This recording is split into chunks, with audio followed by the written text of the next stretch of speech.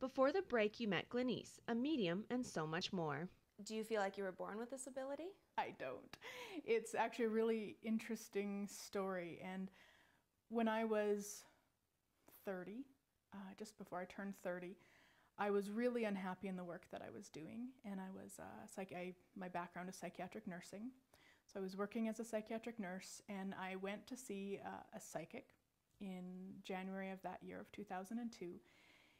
She had just set up a web page, so she'd given me her card when I left, and I went on it just to snoop around. And on there was a link to her newsletter. So I was reading her newsletter, and in her newsletter was a book review. And her book, the woman's book that she was reviewing, was teaching Reiki in March of that year. Now this was only the second time I'd heard of Reiki, and something from somewhere, I mean, now I can tell that it was my angels, but at the time I didn't know what. I just signed up for this Reiki course. It made no sense whatsoever because I didn't really know what it was. That was January, I just signed up, just boom, like that. And then in August of that year, I was doing Reiki on a friend of mine. I'd done Reiki on her many times before. This wasn't any different, or so I thought. Through the books I was reading and using Reiki, I taught myself how to read the energy of the body. And she knew I was still playing around with it, but she said, I've had stomach problems. Can you find out what's going on? So I said, sure, absolutely.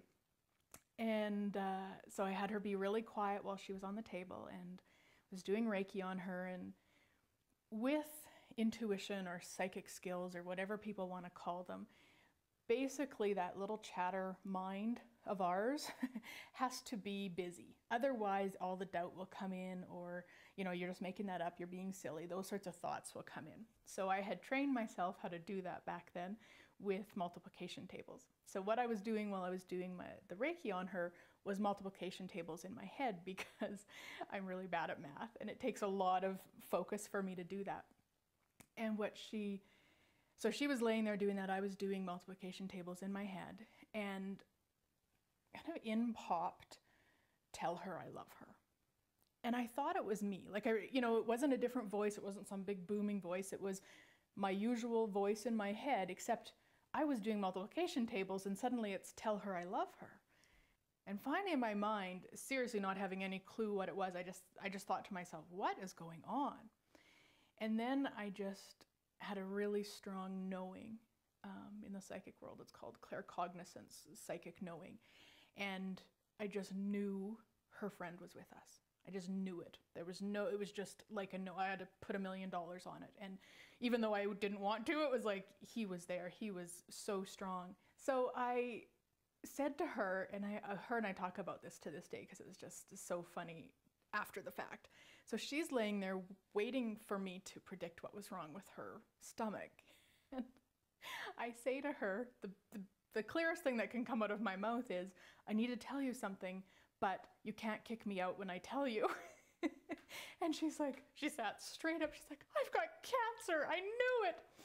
I'm like, "Oh, no, your stomach." "Oh," I said, "I don't know about your stomach." So lay down, just just bear with me. I don't know how to do this, but just here's what's going on. And I told her it was something I had to kind of come to terms with, and had to know that was something, because it can be a really intense job to do. There's a lot of people that are really in pain because of losses or suicides or tragedies, or even if it was great grandma that crossed when she was 104, we still miss them, so it can be.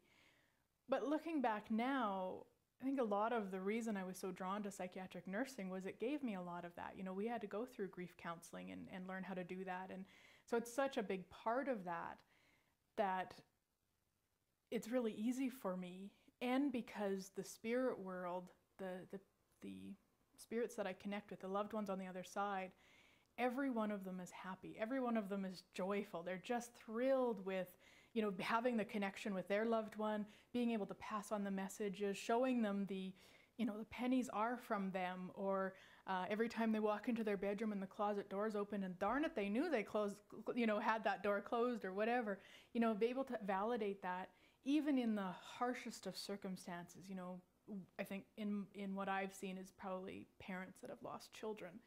the harshest of that, working with them and those children coming through for mom and dad, there is, even if it's only brief in that time that I'm with them and their loved one is there, their child is there, there is joy, you know, to have that connection, have that validation, and know that they are there, and the signs that they are giving, and it's very, very powerful. So no, I wasn't born with it. As far as I know, I had what I joke as a normal life prior to being 30, and I wouldn't change it now for anything. More information on Glenyce Hughes and all the services she offers can be found online at glenyce.net. After the break, I have the full preview of Colonial Days from the Border City.